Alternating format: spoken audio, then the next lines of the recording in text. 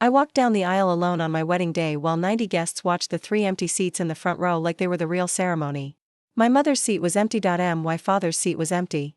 My brother's seat was empty. The vineyard in Napa Valley looked like something out of a bridal magazine. White chairs lined the grass in perfect rows. Cream roses climbed the wooden arch, gold-rimmed glasses sparkled on the long tables under the afternoon sun. My veil was hand-stitched with tiny pearls, and my dress had taken 6 months of fittings, tears, and savings from the animation studio I had built from nothing. Everything was beautiful. Except the places where my family should have been. I stood at the beginning of the aisle with my bouquet trembling in my hands. My wedding planner, Melissa, kept touching her earpiece and glancing toward the parking lot. As if my parents might still come rushing in with excuses and hugs. They didn't. Claire, she whispered gently, we need to start. My throat closed. I checked my phone one last time. No missed calls. No texts. No apology. Not even a cold, half-hearted, congratulations. 3 days earlier, my mother had sounded annoyed when I called to confirm whether they were coming. Your brother has an important event with the firm, she said. You know how competitive that world is. Mom, I said, staring at the garment bag hanging on my bedroom door, it's my wedding. There was a pause, then the old sigh, the one that always made me feel like a problem. Don't be dramatic, Claire. Ethan will understand. You know Ryan has responsibilities. My father had been in the background, close enough for me to hear him. Tell her we'll send something later. They never sent anything. Not a card. Not flowers. Not even a lie that sounded like regret. My brother Ryan was the golden son of the Whitaker family. The lawyer. The Yale graduate. The one my parents introduced first at parties even when I was standing right beside him. I was our daughter, Claire said quickly, like a footnote. He was our son Ryan, the future partner at one of the top firms in San Francisco. When we were kids, Ryan's trophies went on the mantle. My drawings went on the refrigerator for 2 days before my mother took them down because they made the kitchen look cluttered. When I won a statewide student film award at 16, my parents missed the ceremony because Ryan had a debate tournament. When I got into art school, my father said, "That's wonderful, sweetheart. Just make sure you have a backup plan." When Ryan got into law school, my mother cried in the driveway. And called every relative before dinner. I used to think if I worked harder, became prettier, quieter, more useful, less needy, maybe they would look at me the way they looked at him. By the time I reached the altar on my wedding day, I finally understood something that broke me. Some children are loved loudly. Some are expected to be grateful for being tolerated. Ethan stood beneath the arch in a navy suit, his eyes wet but steady. He didn't look embarrassed for me. He didn't look angry that my family had turned our wedding into a public wound. He looked like he wanted to cross the aisle, pick me up, and carry me out of the pain. When I reached him, he took both my hands. "I'm here," he whispered. "That's what matters." I wanted to believe him. The officiant began speaking. I heard pieces of it through the roar in my ears. Commitment, partnership, family, choice. That last word nearly made me laugh. Family was not blood. Not anymore. Family was who showed up. When it was time for my vows, I looked at Ethan and forced myself to breathe. I used to think love was something you earned by becoming easy to love, I said, my voice shaking. But you taught me that real love doesn't make you beg to be seen. So today, I choose a life where no one has to shrink to belong. Ethan cried. I cried. Half the guests cried with us. After the ceremony, Ethan's mother, Linda, hugged me so tightly I nearly lost my balance. "You're ours now," she whispered into me hair. "And we don't leave our people sitting alone." That was the moment I almost fell apart. A woman who had known me for only 3 years had given me more tenderness than my own mother had given me in 30. At the reception, I danced. I smiled. I cut the cake. I let Ethan spin me under string lights while guests cheered. My college friends formed a circle around me like a shield. My best friend Morgan raised her champagne glass in front of everyone. "To Claire," she said loudly, "who finally found a family that knows how to arrive on time." People laughed and clapped. I smiled, but inside, something went quiet. Not peaceful. Final. That night in the hotel suite, after Ethan had fallen asleep, I sat on the edge of the bed in my wedding dress and looked at my phone again. Still nothing. I opened my mother's contact and stared at her photo. It was from Ryan's engagement party. She was glowing, one hand on his shoulder, the other gripping my father's arm. I had been at that party too, standing behind the camera because she had asked me to capture the important moments. I locked the phone and placed it inside the hotel drawer. Then I made myself a promise. I would never again beg for a seat at a table where I had always been treated like an inconvenience. For a while, I kept that promise quietly. 2 years passed. Ethan and I moved to Seattle, where my small animation studio, Northlight Frame, grew from a rented room over a coffee shop into an actual company with 42 employees, 3 floors, and a reputation for emotionally sharp animated storytelling. I had started Northlight with a used laptop, freelance money, and a stubborn belief that girls like me could build worlds even if no one built a safe one for us. We made short films first. Then commercials. Then title sequences. Then a streaming platform licensed one of our series pilots, and everything changed. One rainy Thursday morning, I sat in a glass conference room across from executives' inexpensive sneakers and listened while my attorney slid the final acquisition agreement across the table, $38 million. I stared at the number until it blurred. When I signed, my hand didn't tremble. I thought it would. I thought I would hear my father's voice telling me creative work wasn't stable. I thought I would hear my mother asking whether Ryan had seen the news. I thought I would feel some desperate urge to call them and say, "Look, I became something." But all I felt was the strange, clean silence of proving myself to myself. My team exploded when I walked back into the office. Someone popped champagne too early and sprayed the ceiling. My lead animator, Jasmine, burst into tears. Morgan, who had joined me as operations director after leaving a corporate job she hated, screamed so loudly that the intern dropped a stack of folders. To Claire, Jasmine said, lifting a plastic cup, who built a lighthouse out of every room that ever went dark on her. We laughed. We cried. We ordered Thai food and pizza and ate on the floor like we had in the beginning, when we couldn't afford real chairs. That night, Ethan and I drove home in the rain. He reached over and squeezed my hand. "Are you okay?" he asked. "I think so." "You don't sound sure." He watched the streetlights smear across the windshield. "I always imagined this moment differently," I admitted. "I thought when I finally made it, I'd want them to know. And now?" I looked down at my wedding ring. "Now I think I just want peace." The next week, I bought myself a metallic gray Porsche 911. It was ridiculous and impractical in the best possible way. I didn't buy it to impress anyone. I bought it because when I was 14, my father laughed at a sketch I made of a woman driving a silver sports car through a city at sunrise. "Dream smaller, Claire," he said back then. "Life is easier when you're realistic." I posted one photo on Instagram. Just the car at sunset, parked outside our office, with a caption that said, "Some dreams age well." For 4 days, nothing happened. On the 5th day, my phone rang while I was making coffee. "Mom." I stared at the screen so long the call almost went to voicemail. Ethan looked up from the kitchen table. "You don't have to answer." But some old part of me still wanted to know what it felt like to be called by my mother when no holiday required it. I answered. "Hello? Claire," she said, breathless and urgent. "We need to have a family meeting." I almost laughed. Family meeting? After 2 years of silence, she had chosen those words. "About what?" "It's important. Tomorrow, if you can fly down. Your father and I think it's best we talk in person." "Mom," I said slowly, "you didn't come to my wedding." Silence. Then the sigh. "Are we still doing that?" My fingers tightened around the mug. "Doing what?" "Dragging up the past every time we need to discuss something serious." I looked through the kitchen window at the Porsche in the driveway. Rain beating on the hood like little silver coins. "Now I'm serious?" Another silence. This time, my father's voice came faintly through the phone, irritated and low. "Just tell her it's about Ryan. We need the money." My whole body went still. My mother whispered, "Robert." But it was too late. There it was. Not love. Not regret. Not longing. Money. I looked at Ethan. He had heard enough from my face. My mother cleared her throat. "Claire, your brother is in trouble." I pressed my palm flat against the counter to steady myself. For 2 years, they had not seen their daughter. They had seen a headline, a sale price, a bank account. And for the first time in my life, I did not feel invisible. I felt hunted. The next morning, I flew to California alone. Ethan wanted to come with me. So did Morgan. Even Linda called and told me she would happily sit beside me and stare down the whole sorry bunch. I loved them for it, but I needed to walk into that house without anyone holding me up. I needed to know my own spine could carry me. My parents still lived in the Tudor-style house in Palo Alto where I grew up. Dark green shutters. White roses along the walkway. A brass lion knocker my father polished every Christmas because appearances mattered more than warmth. I parked the Porsche in front of the house. It looked almost rude there. "Good, it hot." Before I got out, Ethan texted, "Remember who you are. You don't owe them your peace." I read it twice. Then I put my phone in my purse and walked to the door. My mother opened it. She was wearing pearls. Of course she was. Her eyes went past me, directly to the car. "You've done well," she said. Not, "I missed you." Not, "I'm sorry." Just an appraisal.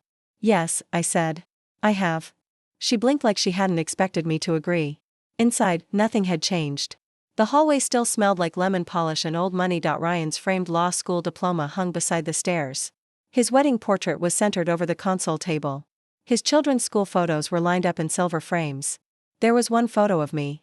It was from my high school graduation, tucked near a lamp, half hidden behind a vase. In the dining room, my father sat at the head of the table as if court were in session.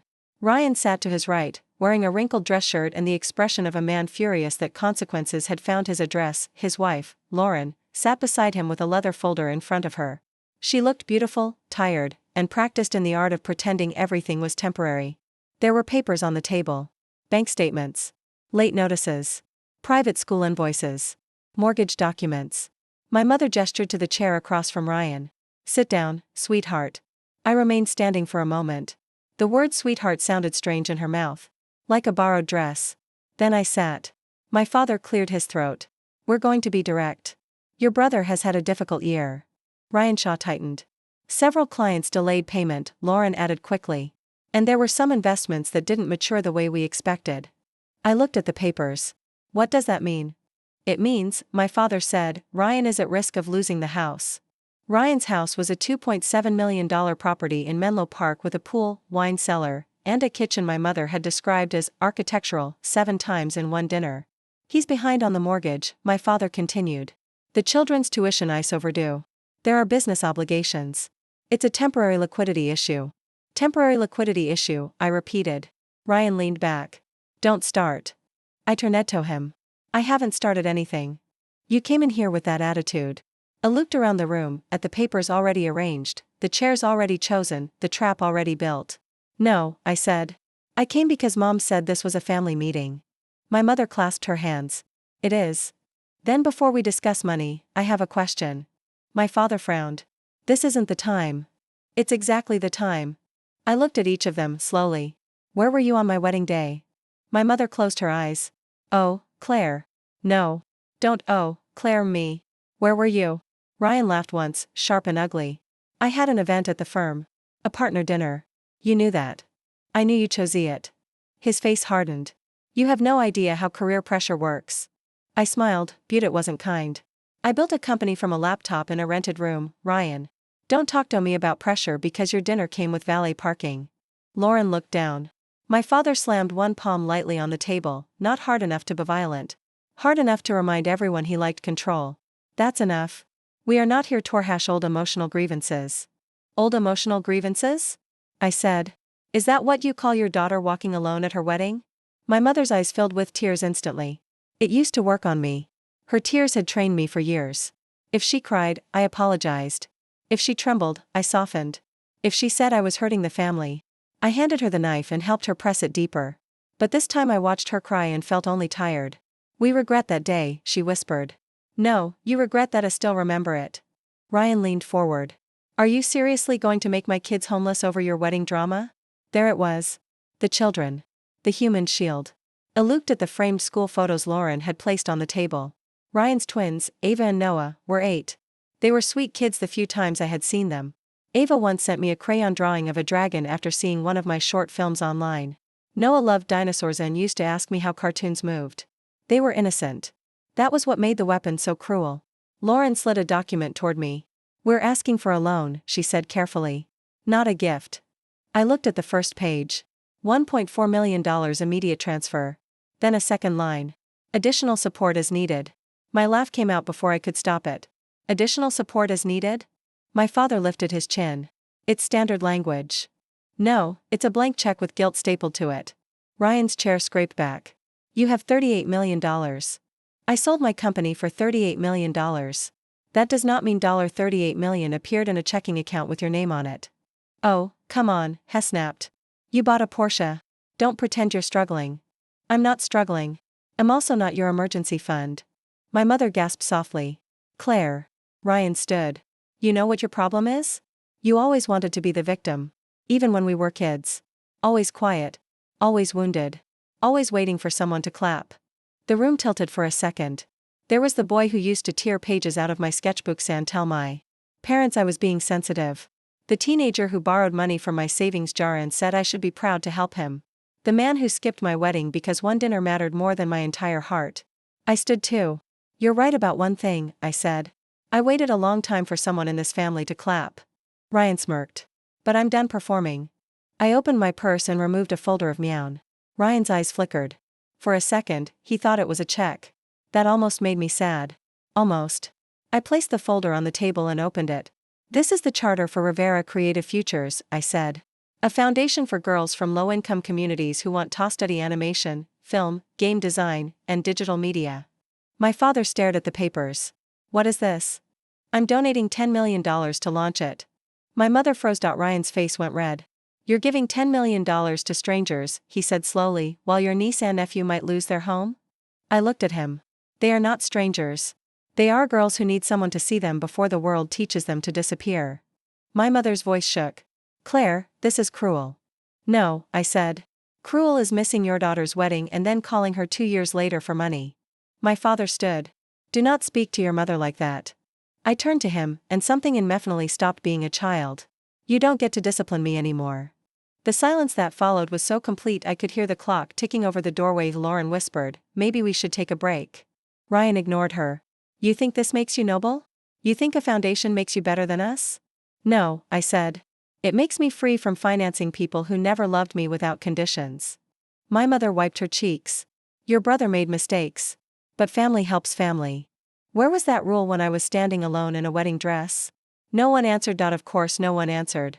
Because the truth had no polite version. My father pointed at the document Lauren had brought. You will sign the loan agreement today. I stared at him. For a moment, I almost admired the arrogance. You really thought you could command me into giving you $1.4 million. I thought, he said coldly, that you would have some loyalty. Loyalty is not obedience. Ryan stepped closer. You owe us. That did it. The last thread snapped.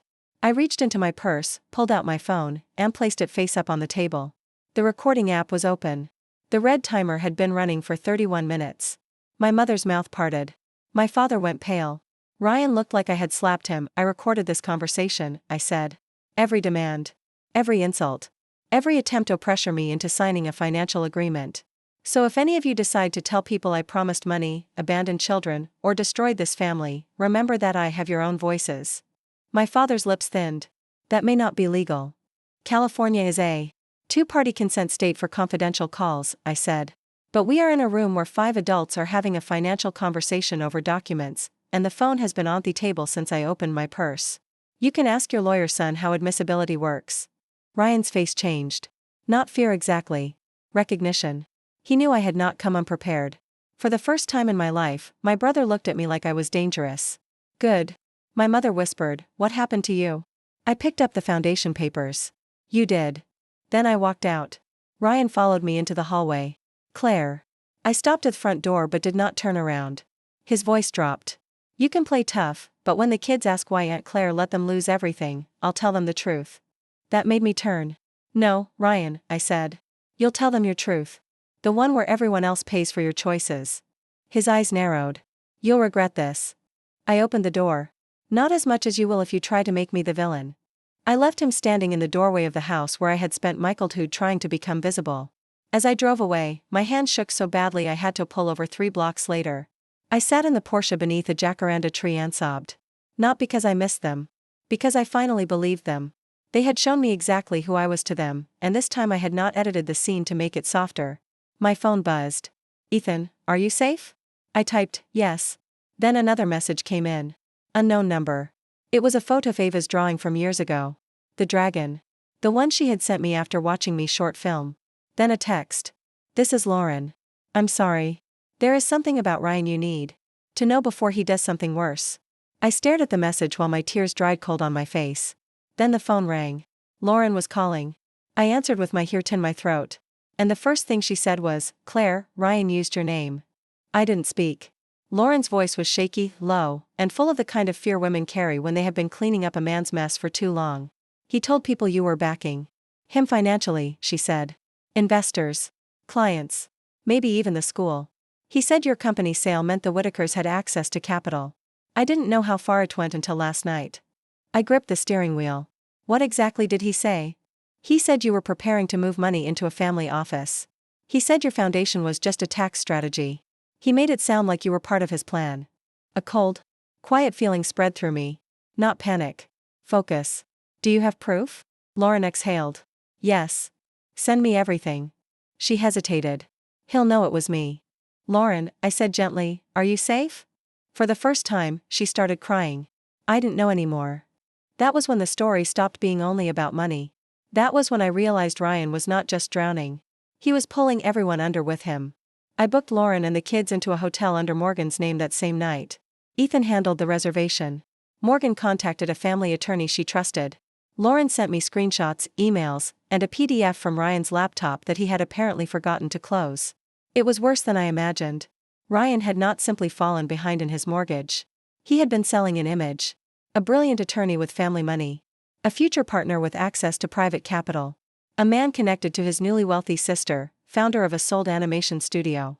He had hinted, then claimed, then implied in writing that I would participate in family-backed restructuring. He had used my name to reassure a private lender. He had attached a screenshot of my acquisition announcement to a financial presentation.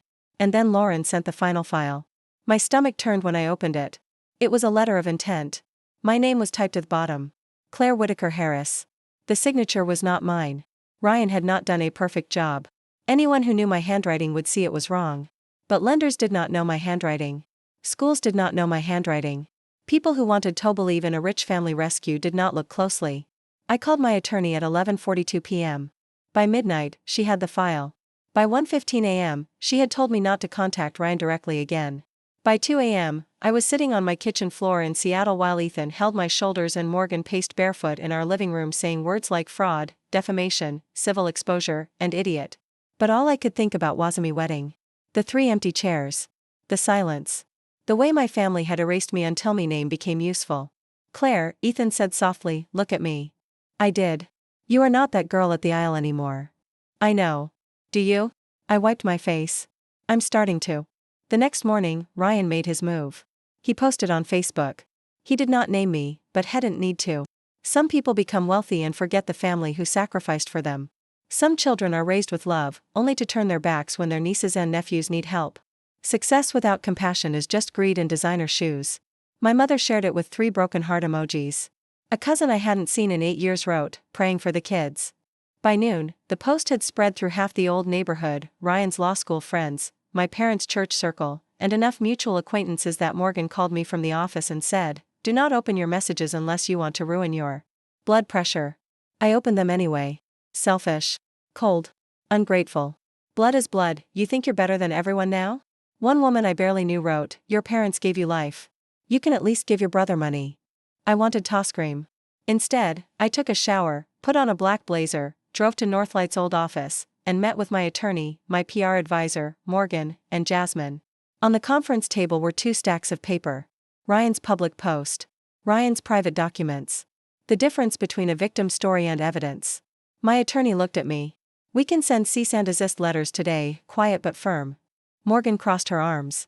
Quiet? He accused her publicly. My peer advisor, Dana, was calmer. If Claire responds emotionally, they'll paint her as bitter. If she responds with receipts, this turns. I looked at the table. For most of my life, I had swallowed the truth to keep other people comfortable. My mother called it maturity. My father called it respect. Ryan called it knowing my place. I looked at Dana. What does responding with receipts look like? She slid a draft statement toward me. It was clean. Professional. Cold enough not to bleed. I revised only 1 line. Then I posted it. I am aware of public statements implying that I refused financial support to family members after a recent business sale. I will not discuss private children, marriages, or family pain online. However, I will say this clearly, I have not agreed to fund, guarantee, or participate in any personal, business, mortgage, tuition, investment, or legal obligation belonging to any relative. Any document, statement, or representation suggesting otherwise is false. My current financial commitment is to Rivera Creative Futures, a foundation supporting young women in animation and digital media. I will not be pressured into silence by people who ignored my milestones and returned only when money was involved. I attached 1 photo. Not the recording. Not the forged letter. Not yet, just my wedding aisle. The front row. 3 empty chairs. I wrote under it, some absences explain everything. The internet did what the internet does. It chose a side before dinner. By evening, the post had 19,000 shares. By the next morning, a journalist from a digital culture magazine emailed my office. Her name was Tessa Monroe, and her subject line was simple: the empty chairs. Dana warned me not to speak without strategy. My attorney warned me not to reveal documents prematurely. Morgan told me, if you do this, do it because you want the truth out, not because you want them to finally understand. That last part stayed with me. I waited 3 hours before replying to Tessa. Then I agreed to an interview under controlled terms. No children's names. No private addresses. No dramatic sobbing. Just truth. But Tessa was better at finding truth than I expected. She found the Student Film Awards ceremony my parents missed. There was an old local newspaper photo of me holding a plaque, standing beside my high school art teacher, Ms. Rivera, while the caption said my parents could not attend due to a family commitment. She found the wedding photographer's blog, where the front row had clearly been arranged for my parents and brother. She found Ryan's public post. She found the acquisition announcement. She found my foundation filing. And somehow, through a source I never asked about, she found that Ryan's firm had opened an internal review of several client trust accounts. That part one did not know. When the article came out 3 days later, the headline was not cruel. It was worse for them. It was fair. The daughter they ignored built a $38 million company, then her family asked for a rescue. The piece did not make me look perfect. I appreciated that. It said family estrangement was complicated. It said money could expose old wounds. It said children should not be used as bargaining chips. But it also laid out the timeline so cleanly that even strangers could see the shape of it. My wedding. Their absence. 2 years of silence. The company sale. The call. The demand. The public smear. The foundation. By lunch, the article had gone viral. My parents missed my graduation but asked me to co-sign my brother's loan. My sister was the golden child too. I paid my family's bills for 15 years and they still call me selfish. Empty chairs say more than speeches. Rivera Creative Futures received 4,200 scholarship inquiries in 48 hours. Donations came in from strangers who wrote notes like, "For every girl who was told to dream smaller." I should have felt triumphant. Mostly, I felt exhausted. Then came the second twist. Ryan's private school called Lauren. Because of the public controversy and past due tuition, the school had reviewed their account. Not only were the twins' payments behind by 9 months, but Ryan had apparently told administrators a family trust disbursement was pending from me. There was not rust. There was only Ryan using my name like a credit card. Lauren called me from the hotel bathroom so the kids wouldn't hear. "They're giving me 10 days, she said. "I can move them." "I know I can. But Ava keeps asking why Dad isn't coming." I closed my eyes. "I'm sorry.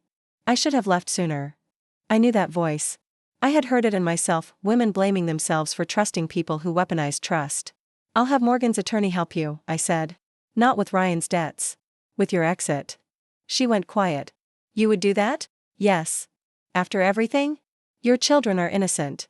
And so are you, if you're done protecting him." She cried again. This time, I did too, because revenge feels clean in fantasies, but in real life, it has children at the edges, watching adults set fire to the rooms they sleep in. 2 days later, Ryan was suspended from his firm. Not fired yet. Suspended. But everyone knew what it meant. The firm had reviewed client advances connected to private investment introductions Ryan had arranged on the side. Money had been moved in ways that made the partners nervous. Not stolen exactly, not in the dramatic movie way. More like borrowed from one deadline to soothe another. Promised here. Shifted there. Covered temporarily, explained beautifully. That was Ryan's gift. He could make a collapsing bridge sound like a renovation. When the firm asked for clarification about my supposed backing, my attorney responded with one sentence. "Ms. Harris has no financial, legal, investment, or guarantor relationship with Mr. Ryan Whitaker or any entity he controls." After that, things moved fast. The lender who held Ryan's forged letter demanded verification. My attorney provided notice that the signature was fraudulent. The private school ended the twins' enrollment for the following term but agreed, after Lauren negotiated, to release records without punishing the children further. My father had co-signed a line of credit for Ryan without telling my mother. Their retirement account was exposed. The Palo Alto house had been used as collateral for a loan Ryan described to them as temporary bridge funding. Bridge funding. Liquidity issue. Family support. All the fancy words men use when they do not want to say, "I built my life on other people's backs." My mother called me 26 times in 1 week. I did not answer. She left voicemails. The first was angry, "You have humiliated this family." The second was pleading. "Your father's blood pressure is terrible." The third was familiar. If something happens to him, I hope you can live with yourself. I deleted that one. The fourth was different. She sounded small. Claire, I didn't know about the signature. I stood in my office listening to it after everyone had gone home. Rain hit the windows. The city lights blurred beyond the glass. On the wall across from my desk was the first Northlight poster we ever printed. It had cost $63 and looked cheap, but I kept it framed because it reminded me what beginning looked like. My mother had not known about the signature. Maybe that was true. But she had known about the empty chair. She had known about the missed ceremonies, she had known about every Christmas where Ryan's children got carefully chosen presents from me and I received group text holiday wishes in return. She had known enough. A week after the article, my father showed up at the Northlight office in Seattle. He did not call first. The receptionist messaged me, "There is a man here saying he's your father." For a second, my body reacted like I was 12. Sit straight. Be polite. Don't embarrass him. Don't make him angry. Then I remembered I owned the building. I went downstairs with Morgan beside me. My father looked older than he had at the family meeting. His suit was still expensive, but the confidence had drained from the shoulders. He stared at the lobby wall, where a mural of animated girls riding paper dragons stretched 2 stories high. When he saw me, his face tightened. "Claire." "Robert," Morgan said under her breath. I almost smiled. "Dad," I said. "You have 5 minutes." He flinched. "Good. I came to ask you to stop," he said. "Stop what?" "This public punishment." I stared at him. "You mean the truth?" "I mean the spectacle. Your mother can't leave the house. Ryan's career may be over. People at church are talking." "There it is," I said. "Church people talking. The real tragedy." His eyes flashed. "You don't understand what family reputation means." I understand exactly what it meant. It meant Ryan got protected and I go terrorist. His mouth pressed into a hard line. "You were not erased. You were difficult." That landed. Even after everything, he still had arrows with my name carved into them. Morgan shifted beside me, ready to step in, but I lifted one hand. "No," I said quietly. I was quiet. I was obedient. I was useful. I was the daughter who took pictures at Ryan's engagement, edited the family reunion video, sent birthday gifts, smiled at holidays, and never asked why you didn't come to my school events. If that felt difficult to you, imagine how it felt to live it. For a moment, my father had known her. Then he did what men like him do when remorse gets too close. He became practical. "What do you want?" I laughed softly. "That question is 30 years late. I'm asking now." "No. You're negotiating now." His nostrils flared. "Fine. What are your terms?" I looked at him, really looked at him. This was the man whose approval I had chased like a dog chasing a car. The man who had told me Ryan needed more support because Ryan carried the family name. The man who did not stand at my wedding because his son's dinner mattered more than his daughter's vows. And now he wanted terms. "Therapy," I said. He blinked. "What?" His face darkened. "That is absurd." "Then we're done." "You would really cut off your own parents?" I stepped closer. "No. I am refusing to keep bleeding so you can call it family." He stared at me like he did not recognize the woman in front of him. That made 2 of us. Because for the first time, I recognized myself. My father left without agreeing. But 3 days later, my mother came. She did not come to the office. She came to the foundation. Rivera Creative Futures had opened its first program in a renovated community arts building south of Seattle. The walls were still being painted when she arrived. Boxes of tablets and drawing pads sat in the hallway. A group of teenage girls from our pilot class were upstairs working on storyboards about monsters. Mothers, deserts, oceans, and girls who escaped towers without waiting for princes. My assistant told me there was a woman in the lobby asking for me. I knew before I went down. My mother was standing near the reception desk in a beige coat, clutching her purse with both hands. Her makeup was perfect from a distance and ruined up close. She looked smaller without my father beside her. "Claire," she said.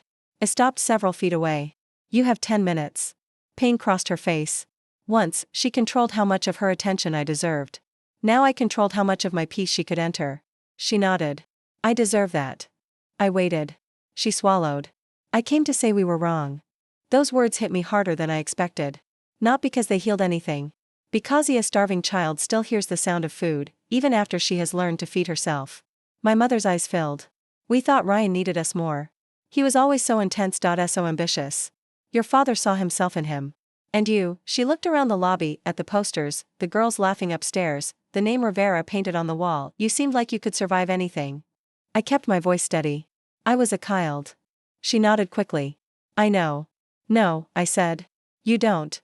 Because if you knew, you would understand that strong children still look for their parents in the audience. Her face broke. I'm sorry we missed your wedding. I felt my throat tighten. There it was. The sentence I had wanted for 2 years. Maybe for my whole life. But it did not arrive like a miracle. It arrived late, bruised, carrying too much behind it. You didn't miss it, I said. You chose not to come. She covered her mouth. I was ashamed, she whispered. That was new. I didn't move. Of what? Her shoulders trembled. Of how people would compare. Ryan's marriage was falling apart even then. He had borrowed from your father. Lauren was threatening to leave. Your father said if we came, people would ask questions about why Ryan wasn't there. He said it would look bad. I stared at her. For a moment, the room disappeared. The empty chairs. The whispers. The shame I had swallowed because I thought I had not been worth the trip. They had not missed my wedding because Ryan had a firm event. They had misled it to protect Ryan's image. That was the third twist. And somehow, it hurt worse than the money. You let me walk alone, I said slowly, so people wouldn't ask why brother's life wasn't perfect. My mother cried openly now. I told myself we would make it up. To you. You didn't even call. I know. You let me think I was nothing. No, she sobbed. Claire, no. Yes, I said. That is exactly what you did. She reached for me, then stopped herself. For once, she seemed to understand she no longer had permission. What can I do? She asked. I looked toward the stairwell, where I could hear girls laughing as someone shouted, "Play it again." I thought about Ms. Rivera, my high school teacher, standing beside me at 16 with tears in her eyes because my short film had won. She had paid for my bus ticket to the ceremony when me parents forgot. She had taken the photo my mother never framed. She had told me, your voice matters, Claire. Even if the room is too loud to hear it yet. I built a foundation with her name because she had done what my family had not. She had arrived. You can go to therapy, I said. You can stop protecting Ryan from truth. You can apologize to Lauren. You can stop using your grandchildren as emotional currency, and after 6 months, if you have done the work, maybe I will have coffee with you. My mother nodded through tears. Your father thinks therapy is humiliation. Then he isn't ready. And Ryan? I looked at her. Ryan needs more than therapy. He needs accountability. She lowered her eyes. He says you ruined him. No, I said. I refused to fund the ruin he had already built. We stood there in the lobby off the foundation named after the woman who had seen me, while the woman who gave birth to me finally looked like she understood she had not. Before she left, my mother took something from her purse. A folded photograph. She handed it to me with shaking fingers. It was old and slightly bent. Me at 16, holding my student film award beside Ms. Rivera. I had never seen that copy. I kept it, she whispered. I stared at it. Where? In a drawer. Of course. Ryan's diploma's on the wall. My proof in a drawer. I handed it back. Keep it somewhere you can see it, I said. Not for me, for you. She pressed it to her chest and nodded. After she left, I went upstairs. The pilot class was in the media room, gathered around a screen. One girl, Maya, 17, had just finished presenting an animated scene about a girl who turns her house into a spaceship and leaves without asking permission. Her hands were shaking when she looked at me. Do you think it's too much? She asked. Like, too dramatic? I almost laughed. Then I almost cried. No, I said. It's honest. Honest feels dramatic to people who prefer silence. She smiled, uncertain but bright. That evening, the foundation board voted to expand our first scholarship round from 10 students to 25 because donations had exceeded projections. Jasmine designed the announcement. Morgan cried over the budget in a good way. Ethan brought tacos for everyone and sat on the floor beside me while we read applications until midnight. One essay came from a girl in rural Kentucky who made stop-motion films with dolls because she couldn't afford software. Another came from a Navajo student who wanted to animate stories her grandmother told her. Another came from a foster teen in Detroit who wrote, I want to build worlds where girls like me get rescued before they stop asking. I closed my laptop and cried so hard Ethan pulled me into his lap like I was made of glass. Bad day, he whispered. No, I said into his shirt. A full circle day. Ryan did not go quietly. Men like him rarely do. He threatened Ed to sue the magazine. Then he didn't. He claimed the letter of intent was a misunderstanding. Then the lender produced emails. He blamed Lauren. Then Lauren Saturny filed for separation with documentation that made blaming her a dangerous strategy. His firm terminated him. The bar opened an inquiry. My father sold his vintage Mercedes to cover part of the debt he had co-signed. My parents listed their Palm Springs vacation condo. My mother stopped posting family photos for a while. The house in Palo Alto survived, barely, because my parents restructured their mortgage and cut almost every luxury they used to pretend was normal. Ryan moved into a small apartment near Sacramento and started doing contract legal research under supervision while the inquiry dragged on. Lauren moved with Ava and Noah into a modest rental duplex with a lemon tree in the yard. The twins started public school in the fall. Ava sent me another drawing after 4 months. This one showed a dragon sitting beside a girl with a laptop. On the back, Lauren had written, she asked if Aunt Claire still likes dragons. I wrote back, Aunt Claire believes dragons are misunderstood girls with wings. I did not send money to Ryan. I did help Lauren find a scholarship program for the twins' after-school arts classes, through a non-profit unconnected to my foundation. I paid the program directly, anonymously at first, until Lauren guessed. I don't know how to thank you, she said on the phone. Raise them without teaching them they owe love to people who hurt them, I said. I'm trying. That's enough for today. A year after the wedding article went viral, Rivera Creative Futures held its first showcase in Seattle. The event was in a converted warehouse with exposed brick, soft white lights, and a giant screen. No gold-rimmed glasses. No fake perfection. Just folding chairs, nervous girls, proud families, mentors, laptops, and stories that made the room go silent. Ethan sat in the front row. Linda sat beside him, wearing a bright blue scarf and dabbing her eyes before anything even started. Morgan, Jasmine, Dana, my attorney, half my old Northlight team, and 25 scholarship students filled the room with the kind of noise that feels like life returning. There were no empty chairs that hurt me. There were chairs saved for people who had earned them. I stood backstage before my opening speech, looking at the audience through a gap in the curtain. Then my phone buzzed. Ryan. For several seconds, I just stared. I had blocked him everywhere except email after my attorney advised me to keep one formal channel open. But this was not email. It was a text from a new number. I almost ignored it. Then I opened it. I am not asking for money. I know I don't deserve an answer. I'm working in a tiny office reviewing contracts for people who didn't care who I used to be. The kids are okay.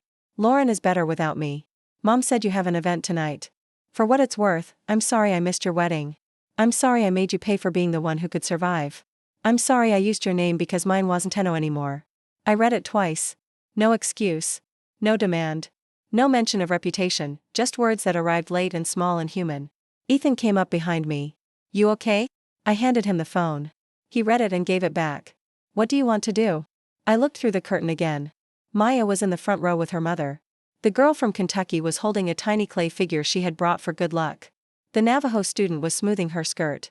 Ava's dragon drawing was tucked inside my speech folder, though no one knew it but me. I don't know yet, I said. And that's okay. I put the phone away. Forgiveness, I had learned, was not a door other people got to kick open because they finally felt sorry. It was a path. And I no longer walked barefoot over broken glass so others could arrive comfortably. When I stepped onto the stage, the room applauded. For a second, the sound overwhelmed me. Applause had once been something I chased in my own house and never caught. Now it came from people who had watched me build something out of absence. I stood at the podium and looked at the first row. Ethan smiled. Linda blew a kiss. Morgan mouthed, breathe. So I did. 1 year ago, I began. A photograph of 3 empty chairs changed my life in ways I never expected. The room went still. I used to think those chairs represented what I had lost. Parents who didn't come.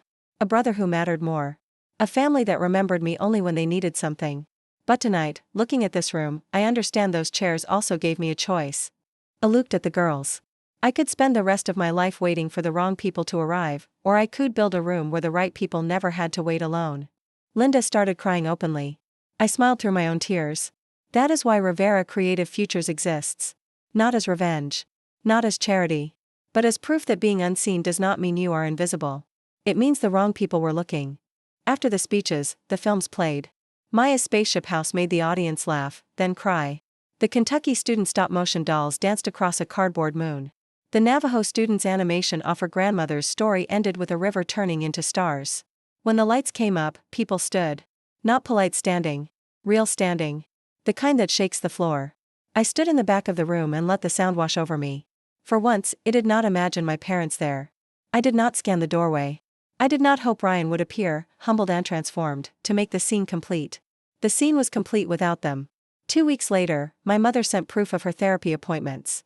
My father did not. Ryan sent one more email, this time attaching documentation that he had begun counseling required by his professional review process. He wrote only 2 lines. I am learning the difference between shame and accountability. I hope someday I can apologize in person without needing anything from you.